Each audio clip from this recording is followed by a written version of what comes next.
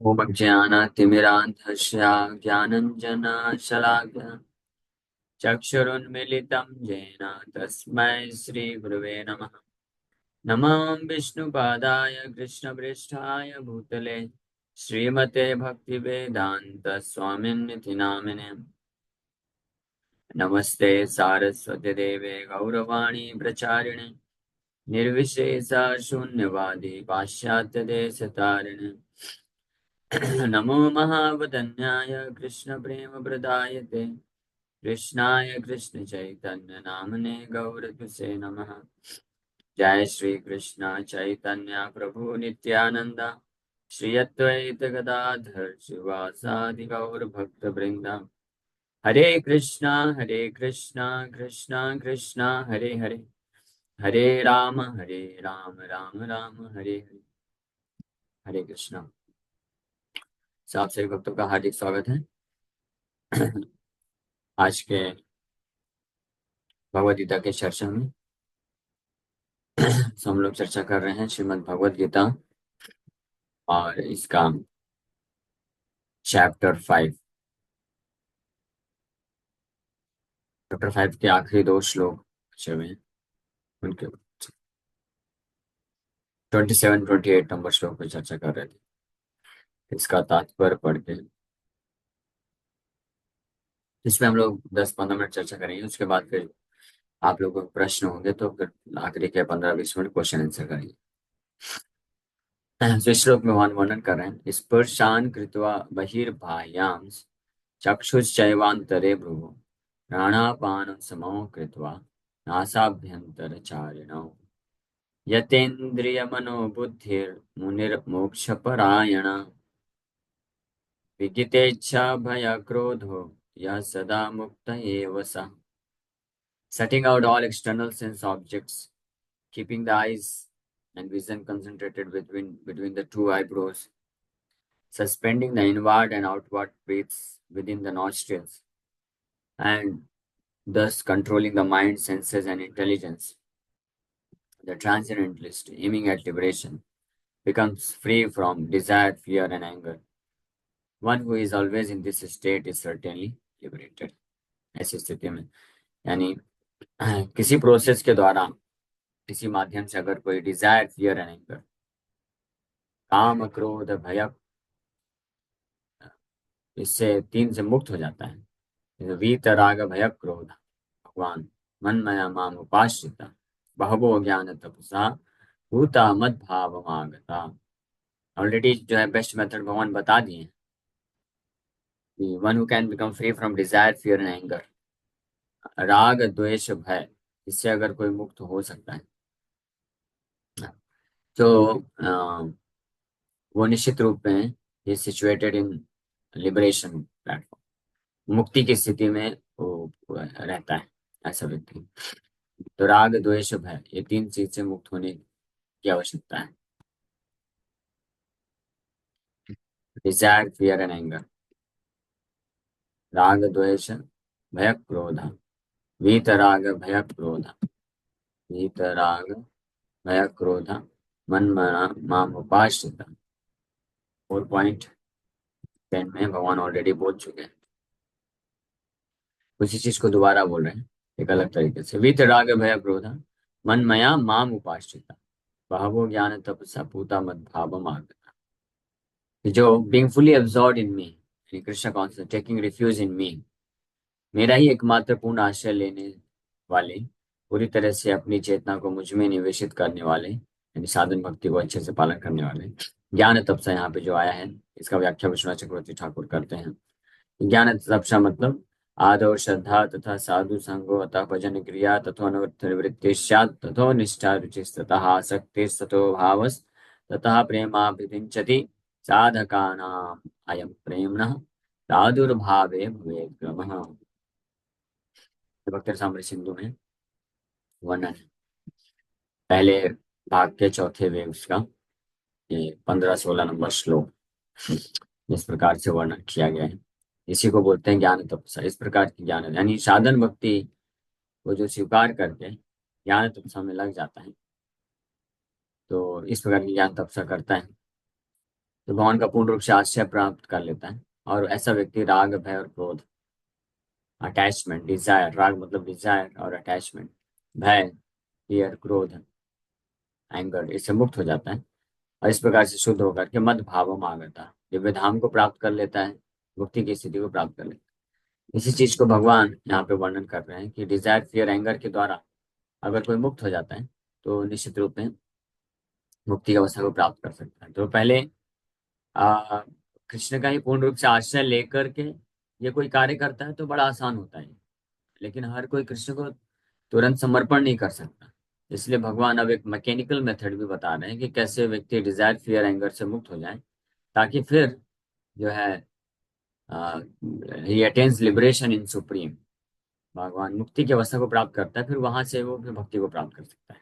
तो this is second method यहाँ पे बताया गया। इसी यहाँ से प्रारंभ होता है अष्टांग योगा और ध्यान योगा, जो इन दो श्लोक में इंट्रोड्यूस किया भगवान। अब नेक्स्ट जो चैप्टर आएगा इसी को पूरा और थोड़ा विस्तार से भगवान बताएंगे।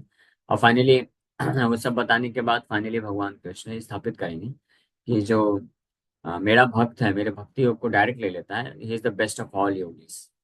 ध्यान योगियों में सर्वश्रेष्ठ वही व्यक्ति है। जैसे ये पिछले अध्याय में थर्ड चैप्टर जो है कर्म योग है, तो बेस्ट ऑफ कर्म योगी कौन है? जो भगवान कृष्ण की भक्ति करता है। तो हालांकि भगवान कर्म योग, ज्ञान योग, ध्यान योग सब स्थापित किए, सब बोले। लेकिन हर प्रकार के योगों को भगवान दिए ऐसे लोगों के लिए जो इमीडिएटली कुछ कारणवश, अब एक ही कारण है, हृदय अशुद्ध होने के कारण, पाप जितनी मात्रा में हृदय में पाप होता है, दोष होता है, अनर्थ होता है, उतनी मात्रा में ये सारी चीजें रोकते हैं व्यक्ति को डायरेक्ट कृष्ण को पूर्ण समर्पण करने के लिए।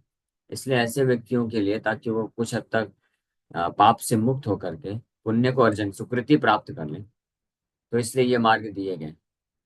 ये मार्ग के द्वारा वो जब पुण्य आत्मा बनते हैं, ये शांत अंत गतम पापम, पापम गतम, जब पाप नष्ट हो जाता है, हाँ, जना नाम पुण्य कर्म नाम, तो ऐसी अवस्था में वो फिर भगवान को समर्पण करने के लिए योग्य हो पाएंगे। हाँ, इसलिए भगवान ये अलग अलग योग साधन भी प्रदान किए। बट अल्टीमेटली जो है आ, कोई भी है, कर्म योग, ज्ञान योग, ध्यान योग, सारे योगों में जो सर्वश्रेष्ठ अवस्था में है, यानी कर्म योग का जो परफेक्शनल स्टेज, सबसे सिद्धि की, यानी 100% कर्म योगी कौन है? वो कृष्ण भक्त होता है। 100% ज्ञान योगी कौन है? कृष्ण का भक्त। और 100% ध्यान योगी कौन है? कृष्ण का भक्त होता है। ये तीनों अध्याय में भगवान अंतिम में जाते जाते इस बात को ऑलरेडी बोल चुके हैं, थर्ड चैप्टर में भी। जैसे फोर्थ चैप्टर में भगवान बोल दिए वीतराग भय क्रोध मन मैं माम उपाश्रिता। और थर्ड चैप्टर के भी भगवान जब वहां पे बोले 3.31, आखिरी में कर्म योग के आखिरी में जाके भगवान ये बोलते हैं, ये मैं बताऊँ एकदम, मैं 3.30 में, मयि सर्वाणि कर्माणि संन्यास अध्यात्म चेतसा निराशी निर्ममो भूत्वा युद्धस्व विगता ज्वरा। जो अपने सारे कर्मों को केवल मुझे ही अर्पण करते हुए कार्य करता है, हाँ, वो निराशित निर्मम भूत्वा हो जाता है। ऐसे कार्य करना चाहिए, ये रिकमेंड फाइनली भगवान दिए। और फिफ्थ चैप्टर में भी आखिरी श्लोक में भगवान ये चीज बोलते हैं, भोक्ता राम यज्ञ तपसाम सर्वलोक महेश्वरम सुहृदम सर्वभूतानाम ज्ञात्वा माम शांति। जो मुझे ही एकमात्र, a person in full consciousness of, पूर्ण रूप से मेरी चेतना में, knowing me to be the ultimate beneficiary of all sacrifices, मुझे ही एकमात्र हर एक प्रकार के यज्ञ, कार्य, तपस्या, कर्म का अ, भोक्ता समझने वाला, और साथ ही साथ में सभी नक्षत्र ग्रह लोग नक्षत्रों का एकमात्र स्वामी, और सभी जीवात्माओं का एकमात्र शुभचिंतक मानने वाला व्यक्ति, वो सब प्रकार, हर प्रकार के भौतिक मिजरी से, कष्ट से मुक्त हो जाता है। तो फिफ्थ चैप्टर में भी यही चीज भगवान स्थापित करते हैं। हाँ, और इतना ही नहीं, फाइनली जब ये हम लोग कल या परसों से नेक्स्ट चैप्टर चालू करेंगे ध्यान योग, ये ध्यान योग को भगवान मैकेनिकल जो अष्टांग योगा सिस्टम उसका वर्णन तो करेंगे, तो फाइनली अर्जुन उसको रिजेक्ट कर देते हैं, बोलते हैं ये मेरे लिए पॉसिबल नहीं। तो इसलिए अंतिम में जाते जाते फिर भगवान अपने भक्ति योग की स्थापना करते हैं। और आखिरी जो श्लोक बोल देते हैं, योगी नाम, योगी नाम मतलब ऑफ द योगी सर्वे, सभी योगियों में जो सर्वश्रेष्ठ योगी हैं कौन है? मदगतेन अंतरात्मना, जो अपने अंतरात्मा अंतःकरण में हमेशा मेरा स्मरण करता है, चिंतन करता है प्रेम पूर्वक, और श्रद्धावान पूरे विश्वास के साथ भजते यो माम, जो मेरा सेवा में लग जाता है, समय युक्त तमो मतः, ऐसे को सबसे बेस्ट ऑफ योगी बोला जाता है। ये भगवान बारंबार इस बात को स्थापित कर रहे हैं। इसलिए द अल्टीमेट पर्पस, जो अंतिम निष्कर्ष है भगवद गीता का हर अध्याय का, भगवान की शुद्ध भक्ति मार्ग को स्वीकार करना है। तो यहाँ पे कोई व्यक्ति डायरेक्ट वीत राग भय क्रोध मन में माम उपास्यता, यानी भगवान का डायरेक्ट शेल्टर, हरे कृष्ण कृष्ण कृष्ण हरे हरे, हरे राम राम राम हरे हरे, ये जब कर करके अपने आप को राग भय क्रोध से मुक्त नहीं कर पाता है, या तो श्रद्धा नहीं है, या तो जो भी है उसका सुकृति नहीं है, तो फिर ये मैकेनिकल सिस्टम दिया गया है। ठीक है, shut down your senses and close your eyes, concentrate on eyebrows and then breathing, anulom vilom करो, प्राणायाम करो, एक्सरसाइज करो।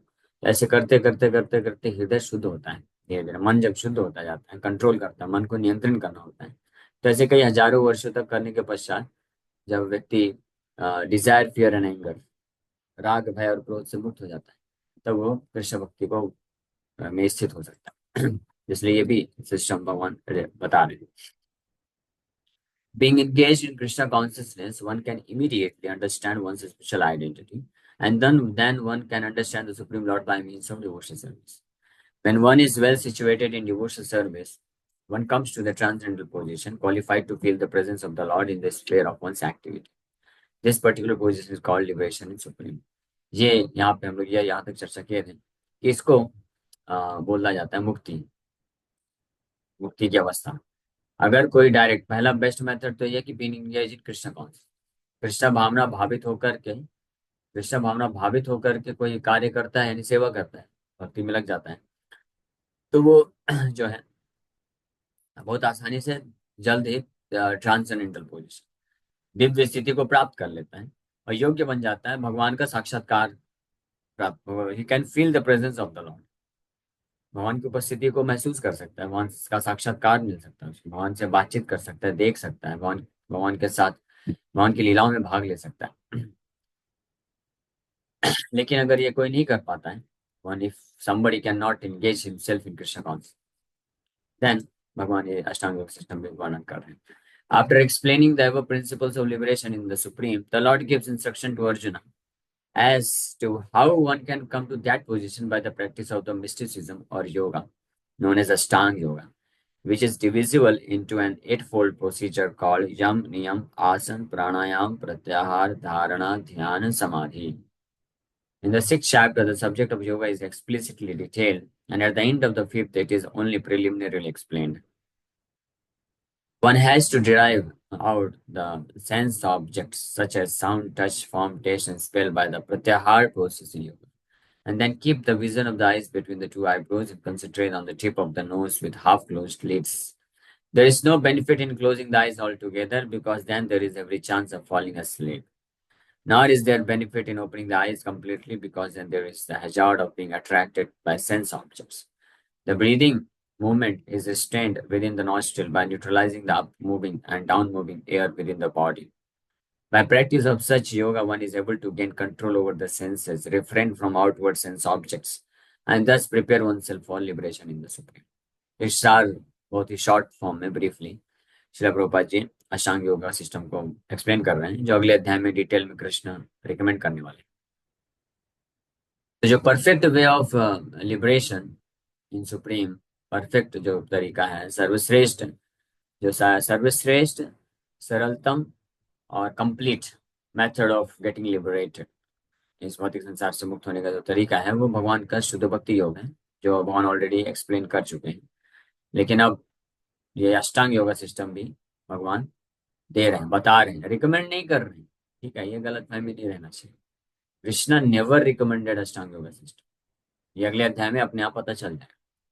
Krishna just explained it for the benefit of those foolish people who are so much eager, जो इतने ज्यादा इच्छुक हैं कि नहीं हमको ये अष्टांग योगा ही करना है, तो उनको अट्रैक्ट करने के लिए कृष्ण ये सब बोल रहे हैं। हाँ, या दूसरे शब्दों में बोले तो भगवान कृष्ण ये 6 चैप्टर ध्यान योग किस लिए बोले? भगवान कृष्ण इस चैप्टर में ध्यान योग या अष्टांग योग बोले हैं, ये बताने के लिए, ये शिक्षा देने के लिए कि क्यों इसको नहीं करना चाहिए। हाँ, ये शिक्षा देने के लिए, ना कि इसको करने के लिए प्रेरित किए। भगवान इसीलिए बोल दिए। ये भगवान की बहुत बड़ी दया है। भगवान को मालूम था कि अष्टांग योगा सिस्टम में एक बार बोलूंगा नहीं तो लोग अननेसेसरी बहाना देंगे। ठीक है, कृष्ण ने तो भक्ति योग गीता में रिकमेंड किया है। भक्ति योग बस थोड़ी ना सब कुछ होता है। हम तो पतंजलि से जाके ध्यान योग करके दिखाएंगे। तो भगवान बोले कि भाई इधर आओ, बैठो चुपचाप, सुनो पहले। आपको पतंजलि का पूरा ध्यान योग अष्टांग योग पढ़ने की आवश्यकता नहीं, मैं आपको बता देता हूँ क्या करना है। हाँ, और फिर आप डिसाइड करो कर पाओगे कि नहीं कर पाओगे। तो सबसे परफेक्ट कैंडिडेट को चूज किया भगवान, अर्जुन। अभी अर्जुन से ज्यादा कंसंट्रेशन और इंटेलिजेंस किसके पास हो सकता है।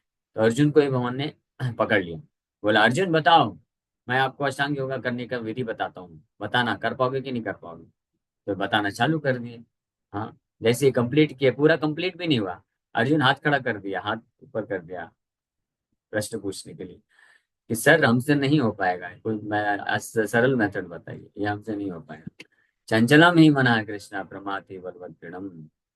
जैसे अर्जुन ने ये श्लोक बोला, चंचलम ही मना कृष्ण प्रमाति बलवत दृढ़म तस्याहम निग्रहम मन्य वायु निभा दुष्करम। मेरा मन बहुत चंचल है, मैं नहीं कर सकता हूँ ये सब अष्टांग योगा सिस्टम। भगवान अंदर ही अंदर खुश हो गए, वाह मेरा मिशन सक्सेसफुल।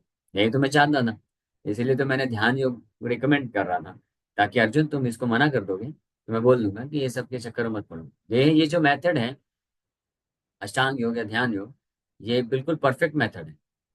ये जेन्युइन है, ऑथराइज है, तभी तो भगवान बोल रहे हैं। लेकिन ये इस युग का नहीं है। ना तो द्वापर युग का है, द्वापर युग के एंड में अर्जुन को गीता का ज्ञान दे रहे हैं, लेकिन वास्तव में कल युग के निवासियों के लिए दे रहे हैं। तो ये कलयुग का मेथड बिल्कुल है ही नहीं, पॉसिबल ही नहीं, ये सतयुग का मेथड है। तो जो लोग भी ये जस्ट इमिटेट करते हैं अष्टांग, हम ध्यान योगी हैं, हम हठ योगी हैं। हठ योगी हैं, बस हठी हैं आप, हठ योगी नहीं है। हठ योग का मतलब इसलिए नाम पता है क्यों पड़ा, हठ योगी।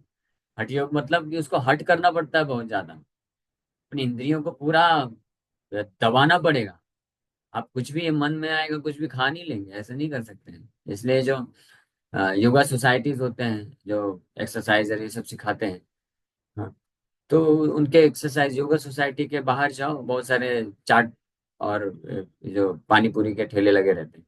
लोग योगा करके आएंगे 1.5 2 घंटा 3 घंटा, और फिर बाहर आके फिर मस्त दबाते रहते हैं। तो ये सिस्टम नहीं चलेगा। हठ योगी बनना पड़ेगा। हठ योगी मतलब कि जिद करना पड़ेगा कि नहीं, मन और इंद्रियां डिमांड करेंगे कि ये खाना है वो खाना है, ये करना है वो करना है, सबको कंप्लीटली गिव अप करना पड़ेगा, छोड़ना पड़ेगा। तभी अष्टांग योगा कोई करने के लिए सोच सकता है। हाँ, और इसमें बहुत सारी कंडीशंस हैं। ये हर किसी के लिए नहीं है। बच्चे बूढ़े और स्त्रियां नहीं कर सकते। ओनली जो है, जो यूथ है, बॉय, प्रभु जी सब उनके लिए ये रिकमेंड ये लोग करते थे, वो हिमालय में जाकर के करते थे।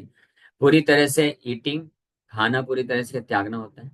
पूरी तरह से स्लीपिंग, हाँ ऑफ कोर्स धीरे धीरे उस स्टेज पे पहुंचता है, फाइनली पूरी तरह से स्लीपिंग भी छोड़ना होता है। पूरी तरह से sex life, there is no question of sex life, पूरी तरह से सेक्स लाइफ को छोड़ना होता है। ये सारे ईटिंग स्लीपिंग मैटिंग डिफेंडिंग चारों को पूरी तरह से छोड़ना है अल्टीमेटली जाकर के, तब वो अष्टांग योगा में परफेक्शन को एक्सपेक्ट कर सकता है कि हाँ मुझे मिलेगा परफेक्शन। हाँ, और अगर कोई सोच रहा है कि मैं ध्यान योग भी करता रहूंगा और साथ में मेरा ईटिंग स्लीपिंग मैटिंग डिफेंडिंग का बिजनेस भी चलता रहेगा, तो वो अपने आप को धोखा देना होगा, दैट इज चीटिंग। इस बात को एक्सप्लेन किया जाएगा अगले अध्याय में, भगवान स्पष्ट बताएंगे कि कैसे इस अष्टांग योग सिस्टम को करना है। इसलिए ये चैप्टर बड़े ध्यान से सुनना चाहिए। हाँ, क्यों सुनना चाहिए, ताकि समझ जाए कि इसको क्यों नहीं करना चाहिए, हम इसको करने के योग्य क्यों नहीं, ये समझ लेना चाहिए, ताकि भ्रमित ना हो जाए। कि इस लोग भ्रमित हो जाते हैं कि चक्र 6 प्रकार के चक्र हैं, उसको जागृत करो। कैसे जागृत करो, हम ध्यान करते हैं 3 घंटा डेली ध्यान करते हैं, दैट इज नॉट पॉसिबल। वो आपको संभव नहीं है। सैकड़ों सैकड़ों वर्षों तक योगी करके ये चक्र को जागृत करते थे और पूरे नियम का पालन करते थे। साधारण व्यक्ति, मुंबई जैसे सिटी में रहने वाला व्यक्ति तो बिल्कुल नहीं कर सकता है। तो ये अष्टांग योगा बोला जाता है क्योंकि इसमें अष्टांग है, यम नियम आसन प्राणायाम प्रत्याहार धारणा ध्यान समाधि, ये स्टेजेस हैं।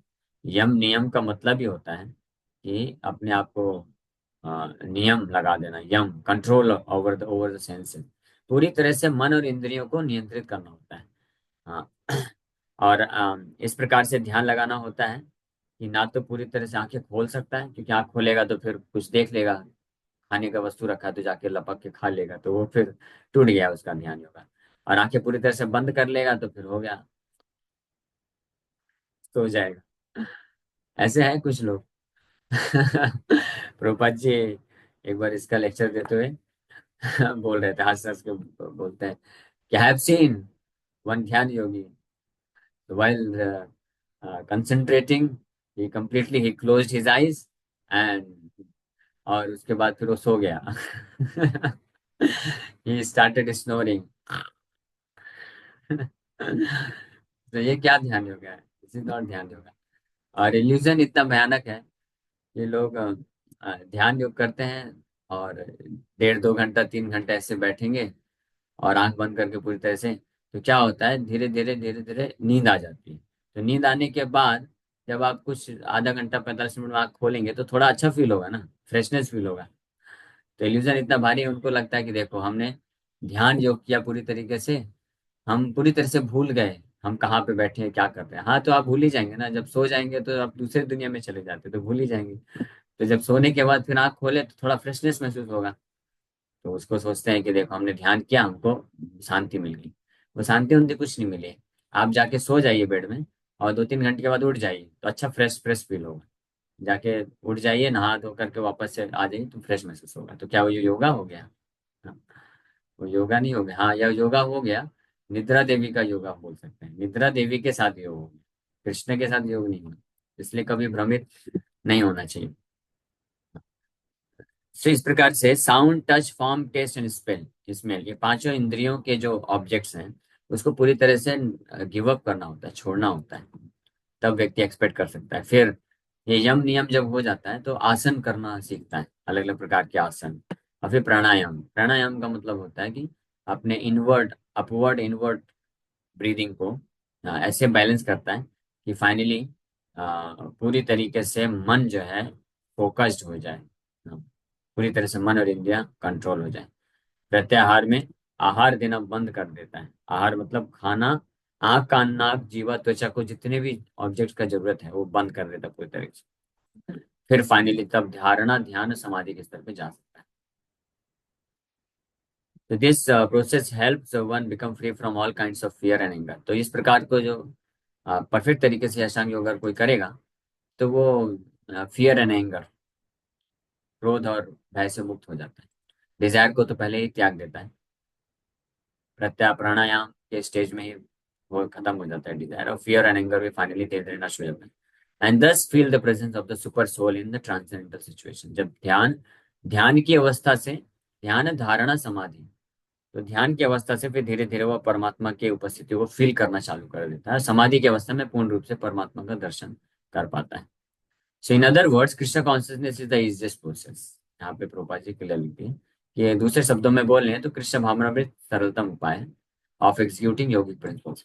तो कृष्ण भावनामृत में भी ये जो प्रिंसिपल्स हैं अष्टांग योग के, ये सब अपने आप पालन हो जाते हैं, लेकिन बहुत ऑटोमेटिकली हो जाता है, अलग से करने की आवश्यकता नहीं पड़ती। So this will be thoroughly explained in the next chapter. A Krishna conscious person, however, being always engaged in devotional service, does not risk losing his senses to some other engagement. This is a better way of controlling the senses than by Ashtanga yoga. इसलिए Krishna consciousness यानी devotional service, भक्ति योग जो है वो ज्यादा श्रेष्ठ उपाय है, श्रेष्ठ तरीका है अपने इंद्रियों को संयमित करने का, बजाय कि इस अष्टांग योग जो कि मैकेनिकल प्रोसेस है इससे। ओके, इसी के साथ ही विराम करते हैं। Thank you very much. हरे कृष्णा कृष्णा कृष्णा हरे हरे राम राम राम। किसी वक्त का कोई प्रश्न है तो पूछ सकते हैं। हरे कृष्णा माता जी। हरे कृष्ण प्रभु जी, दंड प्रणाम। प्रभु जी, मैं एक बात शेयर करना चाहूंगी कि जैसे मैंने योग की पढ़ाई की थी तो उसमें अष्टांग योग क्लियर पढ़ा था। लेकिन उसमें जैसे 196 सूत्र थे, उसमें ये भी बताया गया था कि ईश्वर का पूरा वर्णन भी है, और ये भी बताया गया कि नाम जप का भी पूरा महिमा बताई गई है कि इतना सब कुछ करने से बेटर है कि आप नाम जप करके भी ईश्वर की प्राप्ति कर सकते हैं। तो उसमें भी इसका वर्णन आता है एक सूत्र में। पतंजलि वाले सूत्र में। यस प्रभु जी, उसमें है 196 सूत्र, उसमें से ईश्वर का भी पूरा वर्णन है और एक नाम जप की महिमा का भी वर्णन है।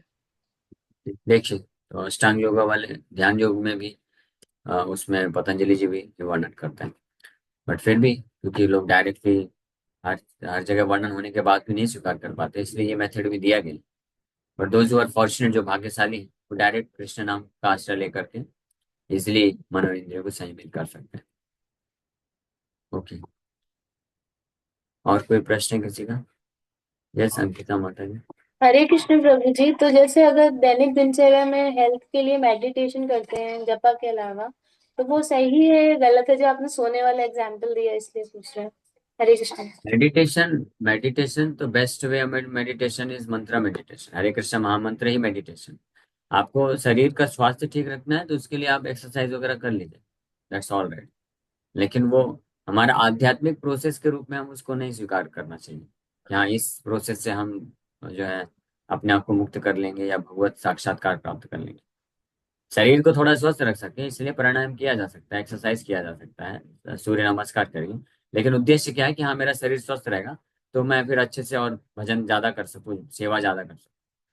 हाँ मान लीजिए, लेकिन अगर ऐसी स्थिति है कि एक्सरसाइज और प्राणायाम करने के चक्कर में हम भजन हमारा कम हो गया, नाम जब कम हो गया, तो फिर ऐसे एक्सरसाइज और प्राणायाम करने का कोई मतलब नहीं। अगर ये आपको सहयोग देता है कि आपका शरीर स्वस्थ हो जाए और ताकि आप ज्यादा नाम जप कर सकें, ज्यादा सेवा कर सकें, तो फिर ये किया जा सकता है। ठीक है। जी प्रभु। हरे कृष्ण। धन्यवाद। यस अदिति हरे बाबू। कृष्ण। हरे कृष्णा प्रभु जी, नमः प्रणाम। एक अरे हम ये प्रश्न क्वेश्चन मुझे भी पूछना है। क्वेश्चन कोई नहीं है।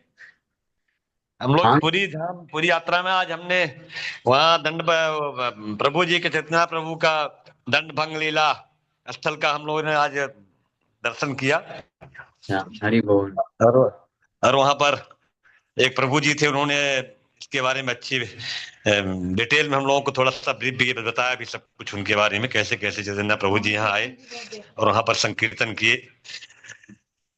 वो अच्छा, बहुत अच्छा दिव्य दिव्य स्थल है, वो तो बहुत दिव्य है। प्रभु वहाँ उसमें तुलसी भी दो लगी नदियों है के बीच। शायद, उनकी लगाई हुई बहुत पुरानी, ऐसा मुझे लगता है। अच्छी बात है, हरि वो बोल। तो वो तो भगवान कृष्ण की और शिव जी की लड़ाई हुई थी, वो तो मेरा क्वेश्चन था कि ये ब्रह्म ज्योति क्या होती है? ब्रह्म हमें ज्योति भगवान कृष्ण के शरीर से जो इफल्जेंस तेज निकलता है उसको ब्रह्म ज्योति बोलते हैं, जिसमें पूरा जो है आध्यात्मिक जगत व्याप्त है। स्पिरिचुअल स्काई को ही वास्तव में ब्रह्म ज्योति बोला जाता है। वो भगवान कृष्ण के शरीर का इफल्जेंस है, तेज है, जैसे सूर्य का जो आभा होता है, सूर्य की किरणें, उसी प्रकार से कृष्ण के शरीर से निकलने वाला तेज। यस्या प्रभा प्रभुवतो जगदन, ब्रह्म संहिता में इसका वर्णन आता है। यस मुकेश पॉल जी। हरे कृष्ण प्रभु। प्रभु ये अष्टांग योग और भक्ति योग, तो ये दोनों में से शॉर्टकट कौन सा है जिससे भगवान की मतलब भक्ति की प्राप्ति जल्दी हो? कोर्स भक्ति योग, भक्ति योग जो है, भक्ति योग जो है वो शॉर्टेस्ट कट, शॉर्टकट बस नहीं, शॉर्टेस्ट कट, इससे ज्यादा सरल उपाय और श्रेष्ठ उपाय नहीं है कोई। क्योंकि इसमें डायरेक्ट आप भगवान के साथ कनेक्ट हो रहे हैं। अष्टांग योग में पहले मैकेनिकली आपको अपने मन इंद्रियों को शुद्ध करना होता है, उसके बाद फिर जब आप ध्यान की स्टेज में जाते हैं तब थोड़ा स्लाइट कनेक्शन होता है, वन एक नेटवर्क आता है आपके उसमें, है ना। नहीं, भक्ति योग में शुरू से ही आप चारों नेटवर्क के साथ भगवान से कनेक्ट हो सकते हैं। हरे कृष्णा कृष्ण कृष्ण हरे हरे, हरे राम राम राम। तो इजिएस्ट मेथड है। तो प्रभु जी, मैंने अक्सर देखा है कि लोग ध्यान में ज्यादा मतलब इंटरेस्ट दिखाते हैं और भक्ति में कम, क्योंकि ध्यान में मैंने खुद एक्सपीरियंस किया है कि उसमें ना मतलब आपने स्टार्ट किया तो इज अ विद इन 15-20 दिनों में आपके शरीर में मतलब सनसनी और ऐसा कुछ दिख जाना, ऐसा कुछ भास होने लगता है, तो लोगों को ज्यादा अट्रैक्टिव करता है वो। वो सब मटेरियल बेनिफिट है, हाँ। स्पिरिचुअल बेनिफिट नहीं मिलता। आप कितना भी कोई ध्यान योग कर ले, उनको पूछिए कि आपने कृष्ण का कितना साक्षात्कार मिला, वो नहीं मिलेगा। वो बस मटेरियल, वो तो मटेरियल बेनिफिट है ना, वो तो शरीर का आसन प्राणायाम कुछ किया, ध्यान किया तो शरीर में इफेक्ट दिख जाता है तुरंत।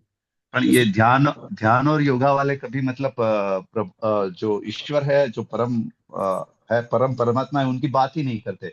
कहीं पे भी आप योगा क्लास में चले जाओ या कहीं इंस्टीट्यूट में चले जाओ, हाँ, तो तो वो ये बस मतलब लेडी। हाँ, तो ये मतलब गलत चल रहा है कि ये एक प्रोसेस ही है ये एक? नहीं, ऑफ कोर्स गलत ही है, क्योंकि हाँ। पतंजलि ऋषि जो ओरिजिनल प्रोपाउंडर हैं ध्यान योग के, अष्टांग योग के, वो स्पष्ट लिखते हैं कि इसका मुख्य उद्देश्य है परमात्मा के साथ कनेक्शन स्टेब्लिश करना, भगवान को जानना, और फाइनली फिर जो है भक्ति योग में स्थित होना। लेकिन अगर कोई ये अष्टांग योग पतंजलि का सिखाता है लेकिन ये बताता है नहीं कि इसका पर्पस क्या है, तो वो मिसलीड कर रहा है। और क्यों मिसलीड कर रहा है? क्योंकि लोग मिसलीड होना चाहते हैं, लोग धोखा खाना चाहते हैं, लोगों को मटेरियल बेनिफिट चाहिए। ऐसे लोग केवल मटेरियल बेनिफिट दिखा करके पैसे कमा के अपना अपना यानी अपना अपना बिजनेस सब लोग कर लेते हैं।